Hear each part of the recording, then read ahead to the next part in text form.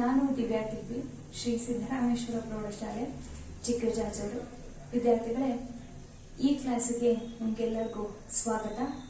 ಇಂದಿನ ತರಗತಿಯಲ್ಲಿ 9ನೇ ತರಗತಿಯ ಮೊದಲನೇ ಅಧ್ಯಾಯವಾದ ಸಂಖ್ಯಾ ಪದ್ಧತಿಯ ಬಗ್ಗೆ ಚರ್ಚಿಸೋಣ.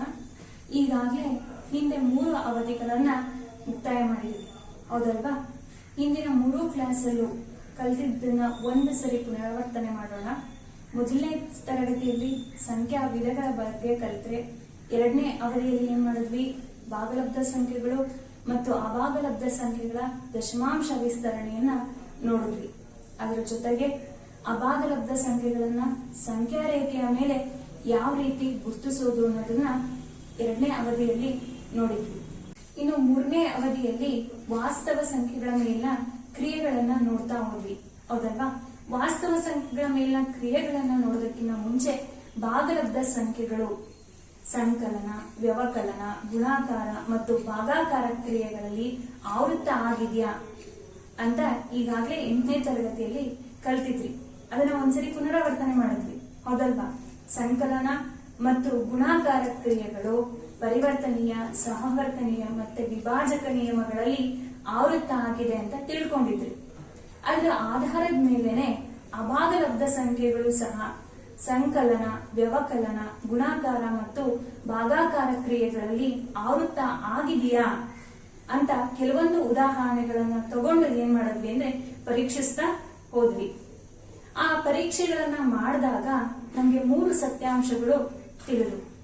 ಏನು ಆ ಸತ್ಯಾಂಶಗಳು ಅಂದ್ರೆ ಯಾವ?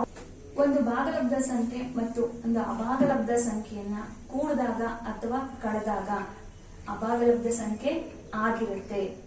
0ಯಲ್ಲದ ಒಂದು ಭಾಗಲಬ್ಧ ಸಂಖ್ಯೆ ಮತ್ತು ಅಭಾಗಲಬ್ಧ ಸಂಖ್ಯೆಯನ್ನ ಗುಣಿಸಿದಾಗ ಅಥವಾ ಭಾಗಿಸಿದಾಗ ಬರುವಂತ ಗುಣಲಬ್ಧ ಅಥವಾ ಭಾಗಲಬ್ಧವು ಒಂದು ಅಭಾಗಲಬ್ಧ ಸಂಖ್ಯೆ ಆಗಿರುತ್ತೆ ಅಂತ 2 ಅಂಶಗಳನ್ನ ಕಲಿತ್ರಿ. ಅದೇ ತರನೇ 3ನೇ ಅಂಶ ಏನ್ ಹೇಳುತ್ತೆ? 2 ಅಭಾಗಲಬ್ಧ ಸಂಖ್ಯೆಗಳನ್ನ ಕೂಡಿದಾಗ ಅಥವಾ ಗುಣಿಸಿದಾಗ ಅಥವಾ ಭಾಗಿಸಿದಾಗ ಅಥವಾ ಕಳೆದಾಗ ಬರುವಂತಹ ಮೊತ್ತ, ವ್ಯತ್ಯಾಸ, ಗುಣಲಬ್ಧ ಅಥವಾ ಭಾಗಲಬ್ಧವು ಏನಾಗಿರ್ಬೋದು? ಭಾಗಲಬ್ಧನೂ ಆಗಿರ್ಬೋದು ಅಥವಾ ಅಭಾಗಲಬ್ಧ ಸಂಖ್ಯೆನೂ ಆಗಿರ್ಬೋದು ಅಂತ ಹಿಂದಿನ ತರಗತಿಯಲ್ಲಿ ವಾಸ್ತವ ಸಂಖ್ಯೆಗಳ ಮೇಲಿನ ಕ್ರಿಯೆಗಳ ಅಂತ್ಯದಲ್ಲಿ ತಿಳ್ಕೊಂಡ್ವಿ. ವಾಸ್ತವ ಸಂಖ್ಯೆಗಳ ಕ್ರಿಯೆಗಳ ನಂತರ ವಾಸ್ತವ ಸಂಖ್ಯೆಗಳ ಮೇಲಿನ ನಿತ್ಯ ಸಮೀಕರಣಗಳನ್ನ ನೋಡ್ತಾ ಹೋದ್ವಿ. ವಾಸ್ತವ ಸಂಖ್ಯೆಗಳ ನಿತ್ಯ ಸಮೀಕರಣಗಳು ಸಂಕಲನದ ಮೇಲಿನ ಗುಣಾಕಾರದ ವಿಭಾಜಕ ನಿಯಮ ಮತ್ತು x+y × x - y = x² - y² ನಿತ್ಯ ಸಮೀಕರಣದ ಆಧಾರದ ಮೇಲೆ ರೂಪಿತ ಆಗಿರುವಂತವು 6 ನಿತ್ಯ ಸಮೀಕರಣಗಳನ್ನ ನೋಡ್ತಾ ಹೋದ್ವಿ, ಹೌದಲ್ವಾ? ಮೊದಲನೇ ನಿತ್ಯ ಸಮೀಕರಣ ಏನ್ ಹೇಳ್ತು? √ab = √a × √b. ಎರಡನೇದಾಗಿ √a/b = √a/√b. ಅದೇ ರೀತಿ ಮೂರನೇ ನಿತ್ಯ ಸಮೀಕರಣ √a + √b × √a - √b = a - b ಆಗಿರುತ್ತೆ. ನಾಲ್ಕನೇ ನಿತ್ಯ ಸಮೀಕರಣ ಏನ್ ಹೇಳ್ತು? a + √b × a - √b = a² - b ಆಗಿರುತ್ತೆ. ಅದೇ ರೀತಿ ಐದನೇ ನಿತ್ಯ ಸಮೀಕರಣ ಏನ್ ಹೇಳ್ತೀವಿ? √a + √b × √c + √d = √ac + √ad + √bc + √bd ಆಗಿರುತ್ತೆ, ಹೌದಲ್ವಾ? ಅದೇ ರೀತಿನೇ ಕೊನೆ ನಿತ್ಯ ಸಮೀಕರಣ ಆರನೇ ನಿತ್ಯ ಸಮೀಕರಣ ಏನ್ ಹೇಳ್ತು? √a + √b² = a + 2√a √b + b ಆಗಿರುತ್ತೆ ಅಂತ 6 ನಿತ್ಯ ಸಮೀಕರಣಗಳನ್ನ ತಿಳ್ಕೊಳ್ಳೋದ್ರ ಜೊತೆ ಸಮೀಕರಣಗಳನ್ನ ಬಳಸಿಕೊಂಡು ಕೆಲವೊಂದು ಲೆಕ್ಕಗಳನ್ನ ಬಿಡಿಸಿದ್ವಿ. ಅವುಗಳನ್ನ ಪ್ರತಿ ಬಾರಿ ಸಂಕ್ಷೇಪಿಸಿ ಅಂತ ಕೊಟ್ಟಿದ್ವಿ, ಹೌದಲ್ವಾ? ಸಂಕ್ಷೇಪಿಸಿ ಅನ್ನೋ ಪದದ ಅರ್ಥನೂ ಸಹ ನಿಮಗೆ ಗೊತ್ತಾಗಿದೆ. ಯಾವುದೇ ಒಂದು ಕೊಟ್ಟಿರುವಂತಹ ಸಮಸ್ಯೆಯಲ್ಲಿ ಆ ಸಂಖ್ಯೆಗಳನ್ನ ಭಾಗಲಬ್ಧ ಮತ್ತು ಅಭಾಗಲಬ್ಧ ಸಂಖ್ಯೆಗಳ ಮೊತ್ತವಾಗಿ ವ್ಯಕ್ತಪಡಿಸೋದಕ್ಕೆ ನಾವೇನಂತ ಕರಿತೀವಿ ಅಂದ್ರೆ ಸಂಕ್ಷೇಪಿಸಿ ಅಂತ ಕರಿತೀವಿ. ಇದ್ರ ನಂತರ ಏನ್ ಮಾಡಿದ್ವಿ? ಸಂಖ್ಯಾ ರೇಖೆಯ ಮೇಲೆ ಅಭಾಗಲಬ್ಧ ಸಂಖ್ಯೆಗಳನ್ನ ಭಾಗಲಬ್ಧ ಸಂಖ್ಯೆಗಳನ್ನ ಗುರುತಿಸೋದು ಸುಲಭವಾಗಿ ಮಾಡಿದ್ವಿ ಹಿಂದಿನ ತರಗತಿಗಳಲ್ಲಿ. ಅದೇ ರೀತಿ ವಾಸ್ತವ ಸಂಖ್ಯೆಗಳನ್ನ ಏನಾದ್ರೂ ಕೊಟ್ಟಾಗ ಅದು ಯಾವ ರೂಪದಲ್ಲಿ? 1/√2, 1/√3 ಅಂದ್ರೆ ಛೇದ ಒಂದು ಅಭಾಗಲಬ್ಧ ಸಂಖ್ಯೆಯಾಗಿರುವಂತಹ ಸಂಖ್ಯೆಯನ್ನ ಕೊಟ್ಟಾಗ ಯಾವ ರೀತಿ ಸಂಖ್ಯಾ ರೇಖೆಯ ಮೇಲೆ ಗುರುತಿಸಬೇಕು ಅಂದ ತಕ್ಷಣ ಏನ್ ಮಾಡ್ತೀವಿ? ಕೆಳಗಡೆ ಅಭಾಗಲಬ್ಧ ಸಂಖ್ಯೆ ಇದೆ, ಹೌದಾ? ಆಗ ನಾವು ಒಂದು ಕ್ರಿಯೆಯನ್ನ ಮಾಡಿದ್ವಿ. ಏನದು? ಛೇದವನ್ನು ಅಕರ್ಣೀಕರಿಸುವಿಕೆ ಅಂತ ಮಾಡಿದ್ವಿ. ಏನು ಛೇದವನ್ನ ಅಕರ್ಣೀಕರಿಸುವಿಕೆ ಅಂದ್ರೆ ಯಾವುದೇ ಒಂದು ವಾಸ್ತವ ಸಂಖ್ಯೆಯ ಛೇದ ಅಭಾಗಲಬ್ಧ ಸಂಖ್ಯೆಯಾಗಿದ್ರೆ, ಏನು ಅಭಾಗಲಬ್ಧ ಸಂಖ್ಯೆಯಾಗಿದ್ರೆ ಅದನ್ನ ಭಾಗಲಬ್ಧ ಸಂಖ್ಯೆಯ ಸಮಾನ ಪದಗಳನ್ನಾಗಿ ವ್ಯಕ್ತಪಡಿಸುವಂತ ವಿಧಾನಕ್ಕೆ ಛೇದವನ್ನ ಅಕರ್ಣೀಕರಿಸುವಿಕೆ ಅಂತ ಕರಿತೀವಿ. ಸಮಸ್ಯೆಗಳನ್ನ ಬಿಡಿಸಬೇಕಾದ್ರೆ ನಾವೇನ್ ಮಾಡ್ತೀವಿ? ಛೇದದ ವಿಲೋಮವನ್ನ ಬರ್ಕೊಂತೀವಲ್ವಾ? ಆ ವಿಲೋಮವನ್ನೇ ಅಕರ್ಣೀಕಾರಕ ಅಥವಾ ಸಂಯುಗ್ಮಿ ಅಂತ ಕರಿತೀವಿ. ಅದರ ಆಧಾರದ ಮೇಲೆ ಸಮಸ್ಯೆಗಳನ್ನ ಬಿಡಿಸಿದ್ವಿ. ಅದರ ಹೆಚ್ಚಿನ ಸಮಸ್ಯೆಗಳನ್ನ ಇಂದಿನ ತರಗತಿಯಲ್ಲಿ ನೋಡೋದ್ರ ಜೊತೆಗೆ ವಾಸ್ತವ ಸಂಖ್ಯೆಗಳ ಮೇಲೆ ಘಾತಾಂಕ ನಿಯಮಗಳನ್ನ ನೋಡ್ತಾ ಹೋಗೋಣ ವಿದ್ಯಾರ್ಥಿಗಳೇ. ಈಗ ಮೊದಲನೇ ಲೆಕ್ಕ ತಗೊಂಡಿದ್ದೀನಿ. 5/√3 -√5 ಇದರ ಛೇದವನ್ನ ಅಕರ್ಣೀಕರಿಸಿ ಅಂತ ಇದೆ. ಏನ್ ಮಾಡ್ತಿದೀವಿ? ಮೊದಲನೇ ಸ್ಟೆಪ್ ಅಲ್ಲಿ ಏನ್ ಮಾಡ್ತೀವಿ ಹೇಳಿ? 5/√3 -√5ರಲ್ಲಿ ಇದರ ಅಕರ್ಣೀಕಾರಕ ಅಥವಾ ಸಂಯುಗ್ಮೆಯನ್ನ ಬರ್ಕೋಬೇಕು. ಸಂಯುಗ್ಮಿ ಏನಾಗಿರುತ್ತೆ? √3 + √5 √3 + √5. ಹೌದಾ? ಇದರ ನಂತರ ಏನ್ ಮಾಡ್ತೀವಿ? ಅಂಶವನ್ನ ಅಂಶದ ಜೊತೆ, ಛೇದವನ್ನ ಛೇದದ ಜೊತೆ ಗುಣಿಸ್ಕೋಬೇಕು. ಗುಣಿಸಿದಾಗ ಏನಾಗುತ್ತೆ? 5 × √3 + √5 ಡಿವೈಡೆಡ್ ಬೈ √3 -√5 ಇಂಟು √3 + √5. ಹೌದಲ್ವಾ? ಇಲ್ಲಿ ನೋಡಿ, ಛೇದದಲ್ಲಿ ಅಂಶದಲ್ಲಿ ಏನು ಗುಣಲಬ್ಧ ಅದೇ ಆಗಿರುತ್ತೆ, ಹೌದಲ್ವಾ? 5 × √3 + √5 ಇರುತ್ತೆ. ಆದ್ರೆ ಛೇದದಲ್ಲಿ ಏನಾಗುತ್ತೆ ಅಂದ್ರೆ ಇದು ಯಾವ ರೀತಿಯಾಗಿದೆ? √a + √b into √a -√b is equal to a - b. ಈ ನಿತ್ಯ ಸಮೀಕರಣವನ್ನ ಬಳಸ್ಕೊಂಡು ನಾವೇನ್ ಮಾಡ್ಬೋದು? ಸಿಂಪ್ಲಿಫೈ ಮಾಡ್ಬೋದು, ಹೌದಾ? ಮಾಡಿದಾಗ ಏನ್ ಬರುತ್ತೆ? a ಜಾಗದಲ್ಲಿ ಏನಿದೆ? 3 ಇದೆ, b ಜಾಗದಲ್ಲಿ 5 ಇದೆ. ಹೇಗೆ ಡೈರೆಕ್ಟ್ ಆಗಿ ಬರ್ದೆ ಅಂತ ಗೊತ್ತಾಯ್ತಲ್ವಾ? ಇದೇನಾಗಿದೆ? √3 + √5 ಇಂಟು √3 - √5. ಇದು ಎರಡು ಹಿಂದೆ ಮುಂದೆ ಆಗಿದೆ ಅಷ್ಟೇ, ಯಾವುದೇ ಬದಲಾವಣೆ ಆಗೋದಿಲ್ಲ. ಎ ಜಾಗದಲ್ಲಿ 3 ಇದೆ, ಬಿ ಜಾಗದಲ್ಲಿ 5 ಇದೆ. ಅದನ್ನ ಸಬ್ಸ್ಟಿಟ್ಯೂಟ್ ಮಾಡಿದಾಗ ಅಂತಿಮವಾಗಿ ನಮಗೆ ದೊರೆಯುವಂತ ಆನ್ಸರ್ ಏನು? 5 × √3 + √5 ಬೈ +3 ಇದೆ, -5 ಇದೆ, ಕಳಿಬೇಕು, ಹೌದಾ? 5ರಲ್ಲಿ 3 ಹೋದ್ರೆ 2, ದೊಡ್ಡ ಅಂಕಿ ಇರೋದು 5, ಅದ್ರ ಮುಂದೆ ಇರುವಂತ ಚಿಹ್ನೆ ಮೈನಸ್. ಆಗ -5/2 ಇಂಟು √3 + √5 ಆಗಿರುತ್ತೆ. ಈಗ ಎರಡನೇ ಸಮಸ್ಯೆಯನ್ನು ನೋಡೋಣ ವಿದ್ಯಾರ್ಥಿಗಳೇ. 1/√3 √7 ಮೈನಸ್ √6 ಇದರ ಛೇದವನ್ನ ಅಕರ್ಣೀಕರಿಸಿ ಅಂತ ಕೇಳ್ತಾ ಇದ್ದಾರೆ.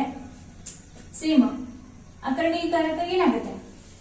ಇದರ ವಿಲೋಮ, ಛೇದದ ವಿಲೋಮ √7 ಮೈನಸ್ √6 ಇರೋದು √7 ಪ್ಲಸ್ √6 ಆಗುತ್ತೆ. ಬರ್ಕೊಳ್ಳೋಣ. ಹಾಗಿದ್ರೆ √7 minus √6 into √7 plus √6 by √7 plus √6. ಎರಡನೇ ಸ್ಟೆಪ್ ಅಲ್ಲಿ ಏನ್ ಮಾಡ್ತೀವಿ? ಗುಣಿಸ್ತೀವಲ್ವಾ? ಗುಣಿಸಿದಾಗ ಬರುವಂತ ಗುಣಲಬ್ಧ √7 plus √6 by √7 minus √6 into √7 plus √6. ಅಂಶ √7 ಪ್ಲಸ್ √6 ಇರುತ್ತೆ. ಛೇದದಲ್ಲಿ ಯಾವ ನಿತ್ಯ ಸಮೀಕರಣ ಬಳಸ್ಬೇಕು ಹೇಳಿ? √a plus √b into √a minus √b ಏನಾಗುತ್ತೆ? a ಮೈನಸ್ b ಆಗಿರುತ್ತೆ. ಇಲ್ಲಿ a ಜಾಗದಲ್ಲಿ ಏನಿದೆ? 7, b ಜಾಗದಲ್ಲಿ 6. ಹಾಗಾದ್ರೆ 7 ಮೈನಸ್ 6 ಆಗುತ್ತೆ. ನೆಕ್ಸ್ಟ್ ಸ್ಟೆಪ್ ಅಲ್ಲಿ √7 ಪ್ಲಸ್ √6, 7ರಲ್ಲಿ 6 ಹೋದ್ರೆ 1. √7 ಪ್ಲಸ್ √6 ಅಂತ ಫೈನಲ್ ಆಗಿ ನಾವು ಆನ್ಸರ್ ಹೇಳ್ಬೋದಲ್ವಾ? ಛೇದ ಏನಿಲ್ಲ ಅಂದ್ರೆ 1 ಇದೇ ಇರುತ್ತೆ. ಗೊತ್ತಾಯ್ತಲ್ಲ? ಈಗ ಮೂರನೇ ಲೆಕ್ಕವನ್ನು ನೋಡೋಣ. ಮೂರನೇ ಲೆಕ್ಕ ಏನಿದೆ? 1/7 ಪ್ಲಸ್ 3√2 ಇದರ ಛೇದವನ್ನ ಅಕರ್ಣೀಕರಿಸಿ ಅಂತ ಕೊಟ್ಟಿದ್ದಾರೆ. ಇದರ ವಿಲೋಮ ಅಕರ್ಣೀಕರಕ ಏನಾಗುತ್ತೆ? 7 ಪ್ಲಸ್ 3√2 ಇದೆ. ಹಾಗಾದ್ರೆ 7 ಮೈನಸ್ 3√2 1/7 ಪ್ಲಸ್ 3√2 ಇಂಟು ಅಕರ್ಣೀಕಾರಕ 7 ಮೈನಸ್ 3√2 ಅಂಶ ಮತ್ತು ಛೇದದಲ್ಲಿ ಬರ್ಕೊಳ್ತಿದೀವಿ. 7 ಮೈನಸ್ 3√2 ಹೌದಲ್ವಾ? ನೆಕ್ಸ್ಟ್ ಏನ್ ಮಾಡ್ತಿದೀವಿ? ಗುಣಿಸ್ತಾ ಇದೀವಿ. ಅಂಶ 1 ಇಂಟು 7 ಮೈನಸ್ 3√2 ಏನಾಗುತ್ತೆ? 7 ಮೈನಸ್ 3√2 ಬರುತ್ತೆ. ಛೇದ ನೋಡಿ, 7 ಪ್ಲಸ್ 3√2 ಇಂಟು 7 ಮೈನಸ್ 3√2. ಹೌದಾ? ಅದೇ ನಿತ್ಯ ಸಮೀಕರಣನೇ. ಯಾವ್ದದು? √a plus √b into √a minus √b is equal to a minus b. ಹೌದಾ? ನಿತ್ಯ ಸಮೀಕರಣಕ್ಕೆ ಸಬ್ಸ್ಟಿಟ್ಯೂಟ್ ಮಾಡುವಾಗ ಏನಾಗುತ್ತೆ? 7 ಪ್ಲಸ್ 3√2 ಇಂಟು 7 ಮೈನಸ್ 3√2 ಆಗುತ್ತೆ. ಹೌದಲ್ವಾ? ಈಗ ವ್ಯಾಲ್ಯೂಸ್ ಹೆಂಗ್ ಮಾಡ್ಕೊಳ್ಳೋದು? ಏನು ಚಿಂತೆ ಮಾಡಬೇಡಿ ವಿದ್ಯಾರ್ಥಿಗಳೇ. ಈ ನಿತ್ಯ ಸಮೀಕರಣವನ್ನು ಬರ್ಕೊಳ್ಳೋದಕ್ಕಿಂತ ಮುಂಚೆ ನಾವು ಬೀಜಗಣಿತದ ನಿತ್ಯ ಸಮೀಕರಣ ಇತ್ತಲ್ವಾ? a plus b into a minus b is equal to a square minus b square ಅನ್ನೋ ನಿತ್ಯ ಸಮೀಕರಣ ನಿಮ್ಗೆ ಗೊತ್ತಲ್ವಾ? ಆ a ಮತ್ತೆ b ಜಾಗದಲ್ಲಿ ನಾವೇನ್ ಮಾಡಿದೀವಿ ಅಂದ್ರೆ ವಾಸ್ತವ ಸಂಖ್ಯೆಯನ್ನ ತಗೊಂಡಿದೀವಿ. ಹಾಗಾಗಿ ಇಲ್ಲಿ a ಪ್ಲಸ್ b ಇರೋದು ಏನಾಗಿದೆ? √a ಪ್ಲಸ್ √b ಆಗಿದೆ.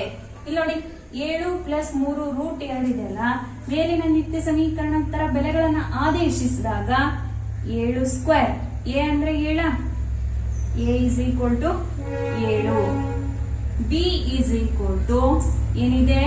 3√2. ಹೌದಾನೆ?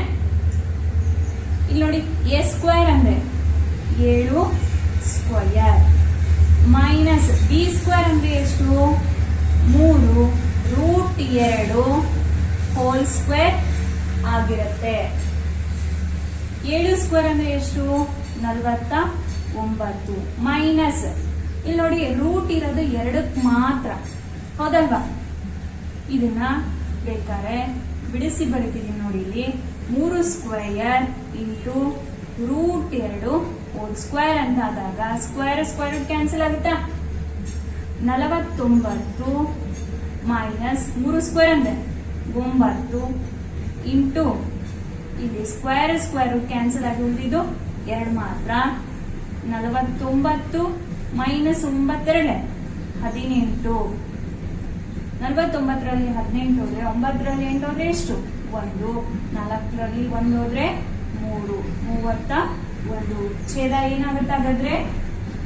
7 ಮೈನಸ್ 3 ರೂಟ್ 2 ಬೈ 31 ಆಗಿರುತ್ತೆ.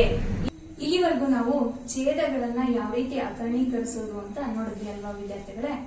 ಹಾಗಾದ್ರೆ ವಾಸ್ತವ ಸಂಖ್ಯೆಗಳ ಮೇಲೆ ಘಾತಾಂಕ ನಿಯಮಗಳನ್ನ ಬಳಸಿಕೊಂಡು ಸಮಸ್ಯೆಗಳನ್ನ ಬಿಡಿಸೋದು. ವಾಸ್ತವ ಸಂಖ್ಯೆಗಳ ಘಾತಾಂಕ ನಿಯಮಗಳನ್ನ ಹೋಗೋದಕ್ಕಿಂತ ಮುಂಚೆ ಹಿಂದಿನ ತರಗತಿಯಲ್ಲಿ 8ನೇ ತರಗತಿಯಲ್ಲಿ ಘಾತಾಂಕಗಳು ಪಾಠದಲ್ಲಿ ನಿಯಮಗಳನ್ನ ಕಲಿತಾ ಹೋಗಿದ್ದೇನೆ. ಅಲ್ಲಿನ ಕೆಲವೊಂದು ಉದಾಹರಣೆಗಳನ್ನ ನಾನು ಇಲ್ಲಿ ತಗೊಂಡಿದ್ದೀನಿ ನೋಡಿ. ಇಲ್ಲಿ ಮೊದಲನೇ ಉದಾಹರಣೆ ನೋಡಿ, 17ರ ಘಾತ 2 ಮತ್ತು 17ರ ಘಾತ 5 ಇದೆ. ಇದರ ಬೆಲೆ ಏನು ಅಂತ ಕೇಳ್ತಾರ, ಹೌದಾ? ಅದೇ ರೀತಿ ಎರಡನೇ ಸಮಸ್ಯೆ ನೋಡಿ, 23ರ ಘಾತ 10 ಮತ್ತು ಬೈ 23ರ ಘಾತ 7. ಅದೇ ರೀತಿ ಮೂರನೇದೇನಿದೆ, 5ರ ಘಾತ 2 ಹೋಲ್ ಘಾತ 7 ಇದೆ. 4ನೇ ಉದಾಹರಣೆ ಏನಿದೆ, 7ರ ಘಾತ 3 ಮತ್ತು 9ರ ಘಾತ 3. ಇವುಗಳ ಬೆಲೆಗಳನ್ನ ನೀವು ಸುಲಭವಾಗಿ ಈಗಾಗಲೇ 8ನೇ ತರಗತಿಯಲ್ಲಿ ಕಲಿತಿದ್ದೀರ. ಅದನ್ನ ಪುನರಾವರ್ತನೆ ಮಾಡೋಣ. ಈಗ ನಿಯಮಗಳನ್ನ ಬಳಸ್ಕೊಂಡು ಬಿಡಿಸಿದ್ದೀರಾ, ಹೌದಾ? 17ರ ಘಾತ 2 ಮತ್ತು 17ರ ಘಾತ 5ರ ಬೆಲೆ ಏನು ಅಂದ ತಕ್ಷಣ ನೀವೇನ್ ಹೇಳ್ತೀರಾ? ಮೊದಲಿಗೆ ಅವುಗಳ ಆಧಾರ ಸಂಖ್ಯೆಯನ್ನ ನೋಡ್ತೀರಾ, ಹೌದಲ್ವಾ? ಆಧಾರ ಸಂಖ್ಯೆ ಎಷ್ಟಿದೆ? ಮೊದಲನೇ ಸಂಖ್ಯೆದು ಅಷ್ಟೇ ಇದೆ, 17 ಇದೆ. ಎರಡನೇ ಸಂಖ್ಯೆದು ಸಹ 17 ಇದೆ. ಆಧಾರ ಸಂಖ್ಯೆ ಒಂದೇ ಇದೆ. ಘಾತ ಸೂಚಿಗಳು m ಮತ್ತು n ರೂಪದಲ್ಲಿದ್ರೆ, ಹೌದಲ್ವಾ, ವಿಭಿನ್ನವಾಗಿ ಇದಾವೆ ಅಂತ ಅರ್ಥ. ಆಗೇನ್ ಮಾಡಿದ್ರಿ? ಆಧಾರ ಸಂಖ್ಯೆ ಒಂದೇ ಇರೋದ್ರಿಂದ ಘಾತ ಸೂಚಿಗಳನ್ನ ಏನ್ ಮಾಡ್ತಿದ್ರಿ? ಕೂಡಿ ಬರೀತಾ ಇದ್ರಿ, ಹೌದಲ್ವಾ? ಆ ನಿಯಮ ಯಾವುದು? a to the power of m into a to the power of n is equal to a to the power of m plus n ನಿಯಮವನ್ನ ಬಳಸಿ ಮೊದಲನೇ ಉದಾಹರಣೆಗೆ ಈ ಬೆಲೆಯನ್ನ ಸುಲಭವಾಗಿ ಕಂಡುಹಿಡಿಬಹುದು, ಹೌದಾ? ಹಾಗಾದ್ರೆ ಏನಾಗುತ್ತಿದ್ದು? 17ರ ಘಾತ 2 ಪ್ಲಸ್ 5 is equal to 17ರ ಘಾತ 7, ಹೌದಲ್ವಾ? ನೆಕ್ಸ್ಟ್ ಎರಡನೇ ಉದಾಹರಣೆ ತಗೊಳ್ಳೋಣ. 23ರ ಘಾತ 10 ಬೈ 23ರ ಘಾತ 7 ಯಾವ ನಿಯಮ ಆಗಿರ್ಬೋದು? ಇಲ್ಲಿ ನೋಡಿ, ಆಧಾರ ಸಂಖ್ಯೆ ಒಂದೇ ಇದೆ, ಘಾತ ಸೂಚಿ ಬೇರೆ ಇದೆ. ಯಾವ್ದದು? a to the power of m by a to the power of n is equal to a to the power of m minus n ಆಗಿರುತ್ತೆ, ಹೌದಾನೆ? ಹಾಗಾದ್ರೆ ಇಲ್ಲೇನಾಗುತ್ತೆ?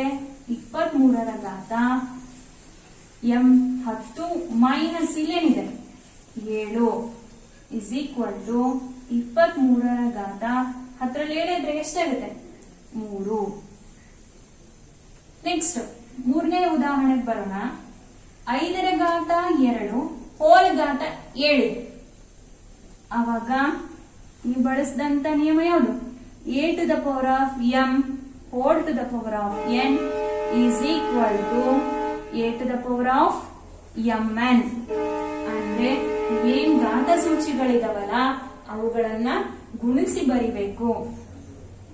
ಗುಣಿಸಿ ಬರೆದಾಗ 5ರ ಘಾತ 2 ಇಂಟು 7 is equal to 5ರ ಘಾತ 2 7 14 ಆಗುತ್ತೆ, ಹೌದಲ್ವಾ? ನೆಕ್ಸ್ಟ್ ಕೊನೆಯ ಉದಾಹರಣೆ ನೋಡಿದ್ವಿ. 7ರ ಘಾತ 3 ಇಂಟು 9ರ ಘಾತ 3 ಆಧಾರ ಸಂಖ್ಯೆ ಬೇರೆ ಇದೆ, ಆದ್ರೆ ಘಾತ ಸೂಚಿಗಳು ಒಂದೇ ಇದೆ. ಯಾವ್ದಾಗಿರ್ಬೋದದು? a to the power of m into b to the power of m is equal to a into b whole to the power of m ಆಗುತ್ತೆ. ಹೌದಲ್ವಾ? ಹಾಗಾದ್ರೆ ಇಲ್ಲಿ ಎ ಬಿ ಏನಾಗಿದ್ದಾವೆ?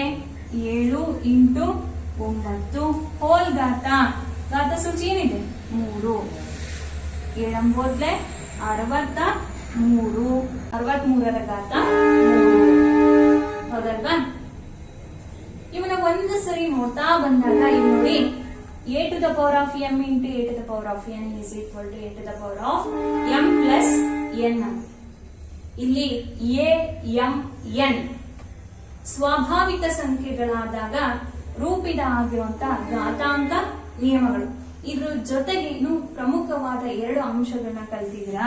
ಏನದು? a to the power of 0 is equals to 1. ಯಾವುದೇ ಆಧಾರ ಸಂಖ್ಯೆಯ ಘಾತ ಸೂಚಿ 0 ಆಗಿದ್ರೆ ಅದರ ಬೆಲೆ ಏನಾಗುತ್ತೆ? 1. ಅದೇ ರೀತಿ 1 by a to the power of n is equal to a to the power of minus n. ಅಂದ್ರೆ ಛೇದದಲ್ಲಿ ಒಂದು ಘಾತ ಸಂಖ್ಯೆ ಇದ್ದಾಗ ಅದನ್ನ ಅಂಶಕ್ಕೆ ತಗೊಂಡಾಗ ಅದರ ಘಾತ ಸೂಚಿ ಏನಾಗುತ್ತೆ? ಪ್ಲಸ್ n ಇರೋದು ಮೈನಸ್ n ಆಗಿರುತ್ತೆ. ಹೌದಲ್ವಾ? ಇಲ್ಲಿವರೆಗೂ ನಾವೇನು ಘಾತಾಂಕ ನಿಯಮಗಳನ್ನ ಒಂದ್ಸರಿ ಪುನರಾವರ್ತನೆ ಮಾಡಿದ್ವಲ್ಲ, ಇವುಗಳ ಆಧಾರದ ಮೇಲೆನೆ ಆಧಾರ ಸಂಖ್ಯೆ ಏನಾದ್ರೂ ಒಂದು ಧನ ವಾಸ್ತವ ಸಂಖ್ಯೆ ಆದಾಗ ಮತ್ತು ಘಾತ ಸೂಚಿ ಒಂದು ಭಾಗಲಬ್ಧ ಸಂಖ್ಯೆ ಆದಾಗ ನಾವು ವಾಸ್ತವ ಸಂಖ್ಯೆಗಳ ಘಾತಾಂಕ ನಿಯಮಗಳನ್ನ ಸುಲಭವಾಗಿ ಬರೆಯಬಹುದು. ಹಾಗಾದ್ರೆ ವಾಸ್ತವ ಸಂಖ್ಯೆಗಳ ಘಾತಾಂಕ ನಿಯಮಗಳ ವ್ಯಾಖ್ಯಾನ ಏನಾಗುತ್ತೆ ಅಂತ ನೋಡೋಣ.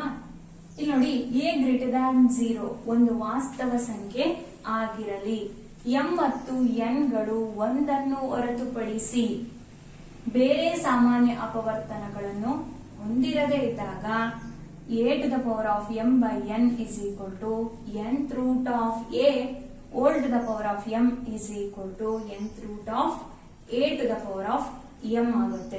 ಘಾತಾಂಕ ನಿಯಮಗಳನ್ನ ವಿಸ್ತರಿಸಿದಾಗ ಬರುವಂತಹ ಘಾತಾಂಕ ನಿಯಮಗಳು ಯಾವುದು ಅಂತ ನೋಡೋದಾದ್ರೆ, ಮೊದಲನೇದಾಗಿ a to the power of p into a to the power of q is equal to a to the power of p plus q. ಅಲ್ಲಿ a ಒಂದು ವಾಸ್ತವ ಸಂಖ್ಯೆ ಆಗಿರುತ್ತೆ, p ಮತ್ತು q ಒಂದು ಭಾಗಲಬ್ಧ ಸಂಖ್ಯೆಯಾಗಿರುತ್ತೆ. ಎರಡನೇ ಘಾತಾಂಕ ನಿಯಮ ಏನಾಗುತ್ತೆ? a to the power of p whole to the power of q is equal to a to the power of p q ಆಗುತ್ತೆ. ಮೂರನೇ ಘಾತಾಂಕ ನಿಯಮ ಏನಾಗುತ್ತೆ? a to the power of p by a to the power of q is equal to a to the power of p minus q ಆಗುತ್ತೆ. ಈ ರೀತಿ ನಾಲ್ಕನೇ ಘಾತಾಂಕ ನಿಯಮ ಏನ್ ಹೇಳುತ್ತೆ ಅಂದ್ರೆ, a to the power of p into b to the power of p is equal to ab whole to the power of p ಆಗಿರುತ್ತೆ. ab ಅಂದ್ರೆ ಇಲ್ಲೇನಾಗಿದೆ? ಆಧಾರ ಸಂಖ್ಯೆ ಬೇರೆ ಆಗಿದೆ, ಘಾತ ಸೂಚಿ ಒಂದೇ ಇದ್ದಾಗ ಏನ್ ಮಾಡ್ತೀವಿ? ಆಧಾರ ಸಂಖ್ಯೆಗಳನ್ನ ಗುಣಿಸ್ತೀವಿ. ಹಾಗಾಗಿ ಅದನ್ನ ab to the power of p ಅಂತ ಹೇಳ್ತೇವೆ. ಈಗ 4 ಘಾತಾಂಕ ನಿಯಮಗಳನ್ನ ಬಳಸಿಕೊಂಡು ಸಮಸ್ಯೆಗಳನ್ನ ಬಿಡಿಸೋಣ. ಈಗ ಹಾಗಾದ್ರೆ ಮೊದಲನೇ ಲೆಕ್ಕವನ್ನ ತಗೊಳ್ಳೋಣ. ಮೊದಲನೇ ಲೆಕ್ಕ ಏನಿದೆ? 64ರ ಘಾತ 1/2 ಇದೆ. ಯಾವ ರೀತಿಯಾಗಿದೆ ಅಂದ್ರೆ, ಇದು a to the power of 1/n ಅಂತ ಇದೆ. ಹೌದಾನೆ? ಈಗ ಅದನ್ನ ನಾವು nth ರೂಟ್ ಆಫ್ a ಅಂತ ಬರೀಬೋದಾ? nth ರೂಟ್ ಆಫ್ a ಅಂದಾಗ ನಮ್ಮ 64ರ ಘಾತ 1/2 ಇರೋದು ಸ್ಕ್ವೇರ್ ರೂಟ್ ಆಫ್ 64 ಆಗುತ್ತೆ. ನೀವೀಗಾಗಲೇ ವರ್ಗ ಸಂಖ್ಯೆಗಳು ಮತ್ತೆ ವರ್ಗಮೂಲಗಳನ್ನ 8ನೇ ತರಗತಿಯಲ್ಲಿ ಕಲಿತಿರೋದ್ರಿಂದ ರೂಟ್ ಆಫ್ 64ರ ಬೆಲೆ ಏನಾಗುತ್ತೆ? 8 ಆಗುತ್ತೆ. ಇದು 64ರ ಘಾತ 1/2ರ ಬೆಲೆ 8. ಹಾಗಾದ್ರೆ ಎರಡನೇ ಸಮಸ್ಯೆಯನ್ನ ನೋಡೋಣ. 9ರ ಘಾತ 3/2 ರೂಟ್ ಆಫ್ 9 ಹೋಲ್ ಘಾತ ಏನಾಗುತ್ತೆ? 3 ಆಗಿರುತ್ತೆ. ರೂಟ್ 9ರ ಬೆಲೆ ಏನು? 3. 9ರ ವರ್ಗಮೂಲ ಎಷ್ಟು? 3. ಹೋಲ್ ಘಾತ ಇಲ್ಲಿ ಎಷ್ಟಿದೆ? 3. ಘನ ಸಂಖ್ಯೆಗಳ ಬಗ್ಗೆನೂ ಸಹ ನೀವಾಗ್ಲೇ ಕಲ್ತಿದ್ದೀರಾ, ಹೌದಲ್ವಾ? ಯಾವುದೇ ಒಂದು ಸಂಖ್ಯೆಯನ್ನ 3 ಬಾರಿ ಗುಣಿಸಿದಾಗ ಬರುವಂತ ಗುಣಲಬ್ಧನೆ ಒಂದು ಘನ ಸಂಖ್ಯೆ ಆಗಿರುತ್ತೆ. ಹಾಗಾದ್ರೆ 3ರ ಘನ ಸಂಖ್ಯೆ ಎಷ್ಟು? 27. ಗೊತ್ತಾಯ್ತಲ್ಲ? ಹಾಗಾದ್ರೆ 3ನೇ ಲೆಕ್ಕವನ್ನು ನೋಡೋಣ. 3ನೇ ಲೆಕ್ಕ ಏನ್ ಹೇಳುತ್ತೆ ಅಂದ್ರೆ 32ರ ಘಾತ 2/5 ಆದಾಗ ಅದರ ಬೆಲೆ ಏನು ಅಂತ ಇದೆ. ಇಲ್ಲೇನಾಗಿದೆ? ಛೇದದಲ್ಲಿ 5 ಇದೆ, ಹೌದಲ್ವಾ? 32ನ್ನ ಒಂದು ಆಧಾರ ಸಂಖ್ಯೆಯ ಘಾತ ಸೂಚಿ 5ರಲ್ಲಿ ವ್ಯಕ್ತಪಡಿಸಿದಾಗ ನಾವಿದನ್ನ ಸುಲಭವಾಗಿ ಬಿಡಿಸಬಹುದು. ಯಾವ ರೀತಿ ಅಂದ್ರೆ ಇಲ್ಲಿ ನೋಡಿ, 32ನ್ನ 2ರಿಂದ ಭಾಗಿಸ್ತಾ ಹೋಗಿ. 2 1 2 6 ನೆಕ್ಸ್ಟ್ 2 8 16 2 4 8 2 2 4. ಇಲ್ಲಿ ನೋಡಿ, ಟೋಟಲ್ ಇಲ್ಲಿ ಎಷ್ಟು 2ಗಳು ಬಂದಿದ್ದಾವೆ? 5 ತಾನೆ. ಅಂದ್ರೆ ಇದನ್ನ 32ನ್ನ ನಾವು 2ರ ಘಾತ 5ರ ರೂಪದಲ್ಲಿ ವ್ಯಕ್ತಪಡಿಸಬಹುದಾ? ವ್ಯಕ್ತಪಡಿಸಬಹುದು ತಾನೆ. ಈಗ 75 ಅಂತ ಕೇಳಿರ್ತಾರೆ, ಅದನ್ನ 5ರ ಘಾತ 3 ಅಂತ ಬರೀಬಹುದು. ಹೀಗೆ ವಿಭಿನ್ನ ಸಂಖ್ಯೆಗಳನ್ನ ಕೊಟ್ಟಾಗ ನಾವು ಯಾವುದೇ ಒಂದು ಸಂಖ್ಯೆಯ ಗುಣಲಬ್ಧವಾಗಿ ಬರಿಬಹುದು. ಆ ರೀತಿ ಬರ್ದಾಗ 32ರ ಘಾತ 2/5 ಇರೋದನ್ನ 2ರ ಘಾತ 5 ಹೋಲ್ ಘಾತ 2/5 ಅಂತ ಬರ್ಕೊಂಡ್ವಿ. ನೆಕ್ಸ್ಟ್ ಸ್ಟೆಪ್ ಅಲ್ಲಿ ಏನಾಗುತ್ತೆ? 2ರ ಘಾತ 5 ಇಂಟು 2/5. ಈ 5 ಕ್ಯಾನ್ಸಲ್ ಆಗುತ್ತಾ? ಉಳಿಯೋದೇನು? 2ರ ಘಾತ 2. 2 ಸ್ಕ್ವೇರ್ ಅಂದ್ರೆ ನಿಮ್ಗೆ ಗೊತ್ತು, ಅದರ ಬೆಲೆ 4. ಇನ್ನು ಘಾತಾಂಕ ನಿಯಮಗಳನ್ನ ಬಳಸಿಕೊಂಡು ವಾಸ್ತವ ಸಂಖ್ಯೆಗಳನ್ನೆಲ್ಲ ಇನ್ನು ಹೆಚ್ಚು ಸಮಸ್ಯೆಗಳನ್ನ ನೋಡ್ತಾ ಹೋಗೋಣ. ಈಗ ಕೆಲವೊಂದು ಸಮಸ್ಯೆಗಳನ್ನ ಈಗಾಗಲೇ ಬರ್ಕೊಂಡಿದ್ದೀನಿ ನಾನು, ಅವುಗಳನ್ನ ಬಿಡಿಸ್ತಾ ಹೋಗೋಣ. ಮೊದಲನೇ ನೋಡಿ, ಇಲ್ಲಿ 4ನೇದು ಈಗ 3 ಲೆಕ್ಕಗಳನ್ನ ಬಿಡಿಸಿದೀವಿ, ಹೌದಾ? 4ನೇ ಸಮಸ್ಯೆ ಏನಿದೆ ಅಂದ್ರೆ 2ರ ಘಾತ 2/3 ಇಂಟು 2ರ ಘಾತ 1/5. ಇಲ್ಲಿ ನೋಡಿ, ಇದರ ಆಧಾರ ಸಂಖ್ಯೆ 2 ಇದೆ. ಅಂದ್ರೆ ಯಾವ ಘಾತಾಂಕ ನಿಯಮ? a to the power of p into a to the power of q is equal to a to the power of p plus q. ಇಲ್ಲೇನಾಗಿದೆ? 2 to the power of p ಜಾಗದಲ್ಲಿ ಏನಿದೆ? 2/3 ಪ್ಲಸ್ 1/5. ಹೌದಾನೆ? ಛೇದಗಳು ವಿಭಿನ್ನವಾಗಿರೋದ್ರಿಂದ ಯಾವುದೇ ಸಾಮಾನ್ಯ ಅಪವರ್ತನವನ್ನು ಹೊಂದಿಲ್ಲದೆ ಇರೋದ್ರಿಂದ ಅವುಗಳ ಲಾಸಾಹ ಏನಾಗಿರುತ್ತೆ? ಅವುಗಳನ್ನ ಗುಣಿಸಿ ಬರಿಬಹುದು ತಾನೆ ಡೈರೆಕ್ಟ್ ಆಗಿ.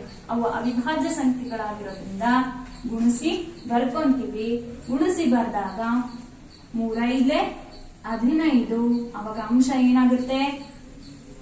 10 ಪ್ಲಸ್ 3 ಒರೆ ಗುಣಾಕಾರ ಮಾಡ್ಬಿಟ್ರೆ ಮುಗಿದೋಗುತ್ತೆ. ಈ ರೀತಿ ಅವಿಭಾಜ್ಯ ಸಂಖ್ಯೆಗಳನ್ನ ಛೇದದಲ್ಲಿ ಹೊಂದಿರುವಾಗ ಗುಣಲಬ್ಧವನ್ನ ಬರೆದು ಒರೆ ಗುಣಾಕಾರದ ರೀತಿ ಬರ್ಕೊಂಡಾಗ ಅಂಶ ನಿಮಗೆ ಸುಲಭವಾಗಿ ಸಿಗುತ್ತೆ. 2ರ ಘಾತ 10 ಪ್ಲಸ್ 3 13/15. ಆಯ್ತಲ್ಲ? ಇದು ಮೊದಲನೇ ಸಮಸ್ಯೆಯ ಉತ್ತರ ಆಗಿರುತ್ತೆ. ಇಲ್ಲಿ ಬಳಸಿರುವಂತಹ ಘಾತಾಂಕ ನಿಯಮ ನೋಡಿ, a to the power of p into a to the power of q is equal to a to the power of p plus q. Next 5ನೇ ಲೆಕ್ಕಕ್ಕೆ ಬರೋಣ. ಅಲ್ಲೇನಿದೆ? 1/3 to the power of 3 whole to the power of 7. ಅಲ್ಲಿ ನಾವು ಬಳಸೋದೇನು? 1/a to the power of p is equal to a to the power of minus p ಅಂತ ಬರಿಬೋದಾ? 1/3ರ ಘಾತ 3 ಇರೋದು ಏನಾಗುತ್ತೆ? 3ರ ಘಾತ -3 ಹೋಲ್ ಘಾತ 7. ನೆಕ್ಸ್ಟ್ ನಿಮಗೆ ಗೊತ್ತು a to the power of p whole ಘಾತ q is equal to ಏನಾಗುತ್ತೆ a to the power of pq ಆಗುತ್ತಾನೆ. a to the power of pq ಅಂದ್ರೆ ಇವುಗಳ ಘಾತ ಸೂಚಿನ ಗುಣಿಸೋದು.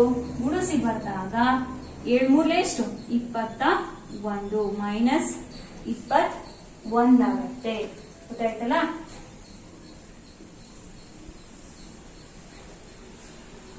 ಹಾಗಾದ್ರೆ 6ನೇ ಸಮಸ್ಯೆಯನ್ನ ನೋಡ್ತಾ ಹೋಗೋಣ.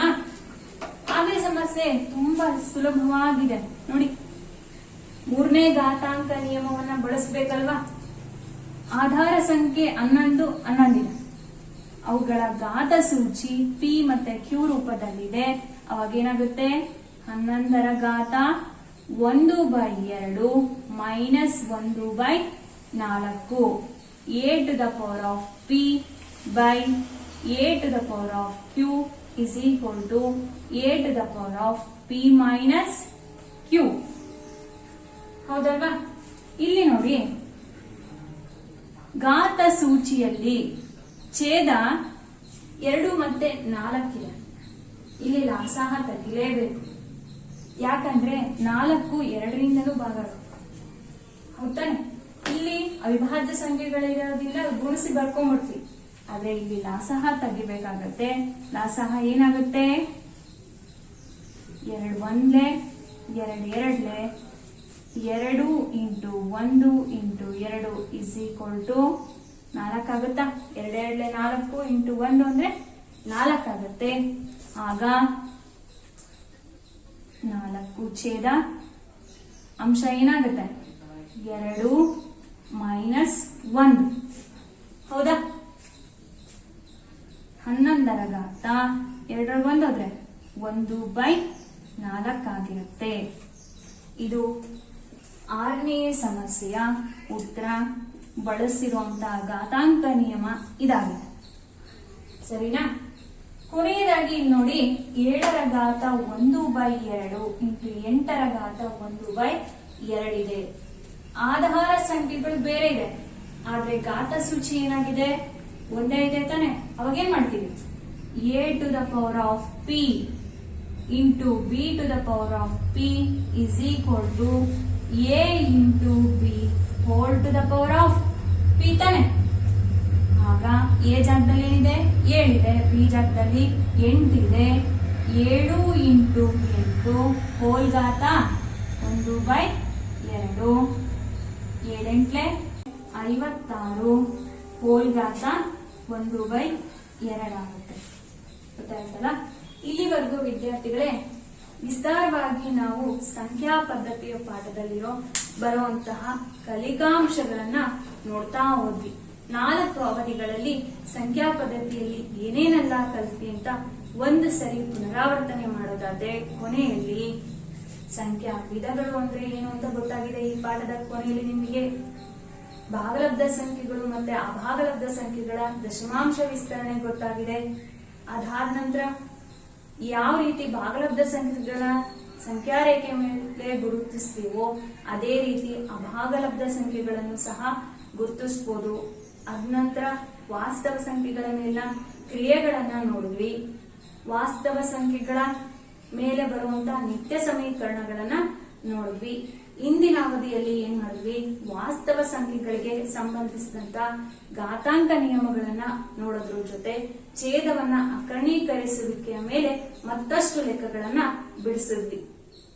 ಹಾಗಾದ್ರೆ ಮುಂದಿನ ಅವಧಿಯಲ್ಲಿ 2ನೇ ಅಧ್ಯಾಯವಾದ ಯೂಕ್ಲಿಡ್ನ ರೇಖಾಗಣಿತದ ಪ್ರಸ್ತಾವನೆಯ ಬಗ್ಗೆ ತಿಳ್ಕೊಳ್ಳೋಣ ಅಂತ ಹೇಳ್ತಾ ಇಂದಿನ ತರಗತಿಗೆ ಧನ್ಯವಾದಗಳು.